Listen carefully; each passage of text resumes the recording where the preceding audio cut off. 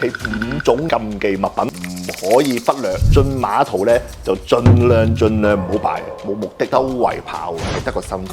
帶刺嘅植物擺屋企咧，家人啊、和氣啊、啲人死去嘅物品，如果擺錯咗咧，格格不入㗎，好大鑊啊！ Hello， 大家好，歡迎嚟到振鴻師傅嘅 channel。師傅啊，今個禮拜又有好多問題想問你啦。咁咧做咩？做咗問題少年？冇錯，因為我最近咧話説同朋友去行街，咁佢話我聽佢搬咗間新屋，咁我問佢有冇嘢想要啊？佢話：你送幅老虎嘅圖俾我啊！哇！我成日遇到啲渣男，等我要擺幅嘢喺度震一震佢先。我想問呢樣嘢有冇根據嘅咧？如果屋企入邊嘅風水擺啲好勁嘅猛獸圖，究竟有冇幫助或者會唔好嘅？好，今日不如我就同大家集中講下有屋企5種嘢就千祈唔可以忽略嘅禁忌物品啊！等大家翻到屋企可以睇下自己屋企有冇呢5種物品，等大家知道咧，朋友新居入貨送禮物咧，避免好心做壞事。喂，師傅，咁你真係人哋都開到聲要求，咁我應唔應該送幅老虎圖俾佢先？我諗你個朋友咧要拖隻老虎出街差唔多啦。見到啲渣男咧，咁啊放隻老虎去咬佢差唔多。佢準備㗎啦，如果香港買得到嘅話，佢可能買㗎啦。如果屋企咧擺隻猛獸嘅畫或者擺設咧，就真係要睇翻佢個八字咧合唔合適先。咁啊，始終老虎呢啲猛獸咧，真係有啲殺氣，唔係個個人嘅八字咧都合適嘅，都頂得順。係啊，始終八字斯文柔弱嚇，同埋唔係咁強勢的話咧，你擺個猛虎喺屋企，咪變得同你個八字咪種格格不入咯。如果你個八字係強勢嘅、威猛嘅、有氣場嘅，頂得住個老虎，而老虎都驚咗你嘅，咁你咪合適擺咯，係咪先？又好似你個朋友話諗住買隻猛虎嘅畫擺喺屋企的話咧，係擋下啲渣男咧。我諗啊，擋唔到渣男不特止啊，佢自身嘅運勢同埋個氣場都會差咗嘅。哦，即係照你嘅意思係有機會被反噬嘅。係啊，咁啊老虎本身都咬人噶嘛，明白係咪先？你唔係擺白兔啊嘛。但如果有啲人咧就合適係擺老虎嘅。你有冇啲例子可以分享下？梗係有啦，我幫個客屋企嘅風水裏邊咧，就正係擺隻老虎啊，因為本身咧佢係做生意。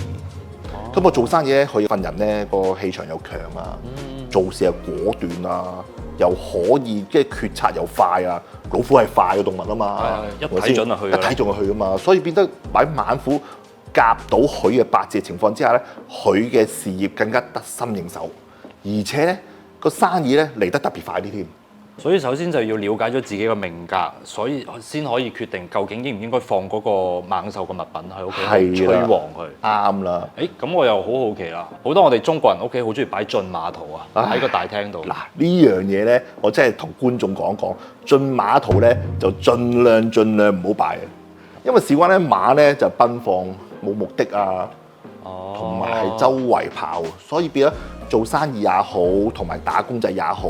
得個跑字咧，係得個辛苦嘅。我見到好多客屋企風水嘅擺設，我一見到佢，喂，你擺呢個萬馬奔騰喎，即係駿馬圖啦，係啊，係咪生意咧好辛苦，多咗好多嘢傾，但係唔成啊？佢話係。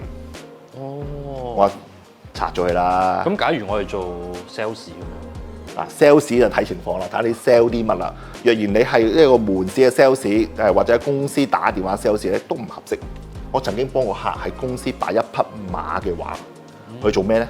去出邊去傾生意，去做啲借錢啊。喺公司入邊擺匹馬咧，咁啊代表咗多啲出外，多啲傾生意。咁啊自此之後咧，佢同我講：哇，振鴻師傅，我擺咗幅馬嘅畫喺度之後，門口嗰張凳原本咧係坐1個半個啫，之後咧6個人坐滿晒，排住等我開單。咁靚嘅，係啊，即係有時咧擺咗落去咧，啲嘢咧氣場咧好快會出嚟嘅。咁假設如果我係身弱嘅人，本身可能體力已經唔係好好噶啦，如果再擺一幅畫出去，會唔會拖冧咗自己？係啊，所以要擺翻合適嘅風水畫，擺啲強嘅氣場嘅風水物咧，反而會對佢不利添啊！哦，明白啦，咁就真係可能身弱嘅朋友就要擺翻啲滋養型少少，而唔係咁進取型嘅。係啊，擺啲溫和啲啦，譬如有啲山水畫啦、錦鯉啦。花開富貴啦，咁呢啲溫和啲嘅話，又寓意好嘅風水話，咁對於一啲大部分嘅人咧都可以。明白。阿師傅，我又聽到一個傳聞就係話，如果屋企喺某個方位可能擺一棵仙人掌，就可以成功防到小人，有冇呢個説法？首先，屋企擺仙人掌咧都係唔好嘅，始終仙人掌咧係有刺嘅植物，帶刺嘅植物擺屋企咧，對家人啊有種唔和氣啊，大家心煩氣躁啊。你成日喺屋企咧見到棵仙人掌帶刺，你個人都唔舒服啦。久而久之，同你家人啊、夫妻感情啊、同阿爸阿媽啊，咁啊説話上帶刺咯，咁啊點樣會和諧啊？哦，即係個形就會影響埋我哋個心理狀態，就有機會邀引到屋企人，咁就影響咗個關係。係啊，不過有個特殊情況，非常時期用非常方法嗱。如果喺短期內你真係會犯緊呢個好明顯嘅小人嘅情況，俾人篤背脊啊，有官司嘅訴訟啊，咁可以暫時喺個窗台、露台咧放啲尖刺嘅植物，即係好似仙人掌啦，咁就可以對沖翻呢個官非啊、是非啊、小人嘅情況噶。但係關鍵係問題一解決，就必須即刻要移開同埋拎走個帶刺嘅植物，否則失去對外嘅目標性嘅煞氣咧。呢個帶刺植物就會反噬翻屋企人㗎啦。哇！咁真係要非常謹慎咁樣使用，我都唔希望大家會有機會用到呢一個仙人掌。最好屋企大部分情況都係放翻一啲寓意會比較好啲嘅植物，啱唔啱啊？闊葉植物係。阿師傅，第三個問題，有一啲朋友好中意去海外一啲中古店買一啲舊物翻嚟。我想問儲存呢啲舊物其實對屋企會唔會有咩唔好嘅影響？絕對有唔好嘅影響。嗰啲舊物一來係本身啲人死去嘅物品留翻落嚟，又或者有啲人係有啲物品係需要資金去周轉，即是去行緊衰運啦。咁需要套現而賣俾一啲鋪頭，所以呢啲物品咧係帶有啲晦氣同埋煞氣。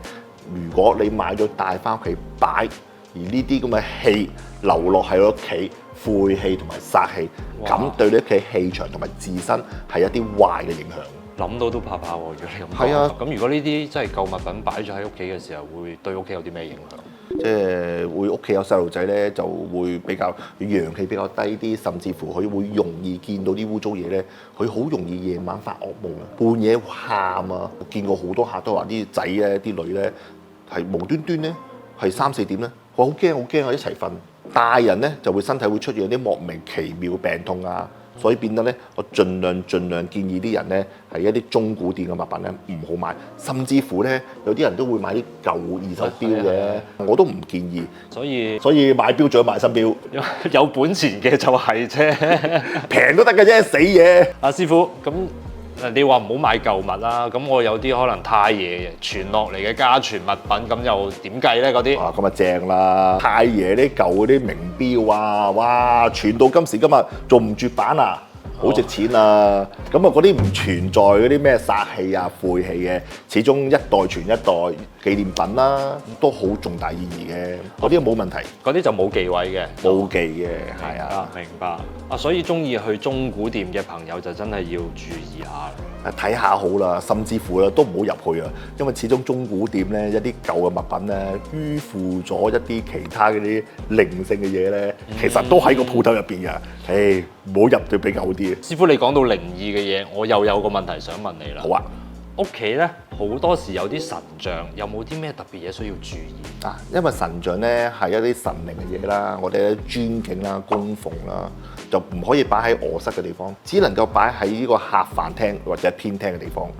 而且仲有一個要求添喎，我有一次去過睇風水咧，有個客咧係擺咗個神像咧，係擺喺個地櫃度。咁即係你係咁樣望住個神像，咁樣望住神像就有種唔尊敬啦。所以我哋要尊敬佢係向上。嗱，好似我有6尺高，咁我個神像咧要擺啲話咧，差唔多擺6尺以上噶啦。你又沒有6尺高，我沒有6尺高，係啦，咁就可以擺6尺嘅位置啊。咁我哋擺喺神像裏面咧，我哋咪去向上咯，有種尊敬嘅意思咯。舉頭3尺有神明，就永遠都係要向上嘅。係啦，阿師傅成日聽人講要擺貔貅，擺貔貅。究竟有冇用㗎？因為我聽啲人講，有啲人擺又 work，有啲人擺係唔 work 嘅。哦，咁啊睇下啲人點擺法啦。咁啊唔 work 嘅人咧，可能咧擺錯位啦。咁應該點擺咧？我哋屋企自己嗱，貔貅咧係一種有入冇出嘅神物嚟嘅，佢只會吸，佢只會食，係冇屙嘅，招財吸財咯。咁啊，所以變得貔貅咧一定要對外。咁啊，如果你擺喺屋企嘅廳裏邊咧，就望住個窗咯。咁望住個窗對住出邊，咁啊咪吸出邊嘅財氣翻嚟俾你咯。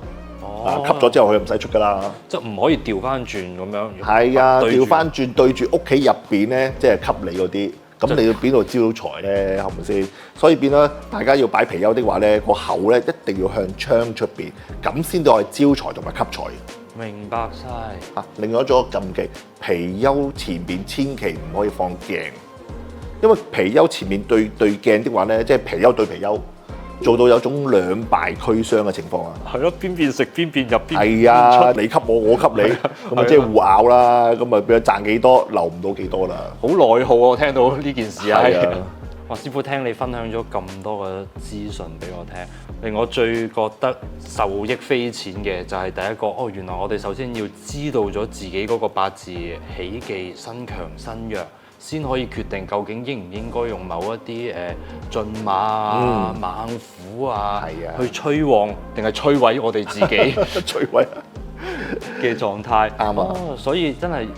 如果觀眾朋友們唔係好清楚自己嘅個人信息，不妨可以揾專業嘅人士去了解清楚先，再決定買啲乜嘢嘅風水物品去幫到自己催旺自己嘅運。如果擺錯咗咧，真係擺到格格不入㗎。係啊，好大鑊啊！擋唔到渣男之餘，仲分分鐘俾人反咬一口添，俾個渣男反咬一口啊！冇錯。OK， 如果大家都覺得今集嘅家居禁忌五不放對你係有啟發或者有幫助嘅話，就不妨點讚、訂閱同埋分享俾你身邊需要嘅朋友啦。我哋下集見，拜拜。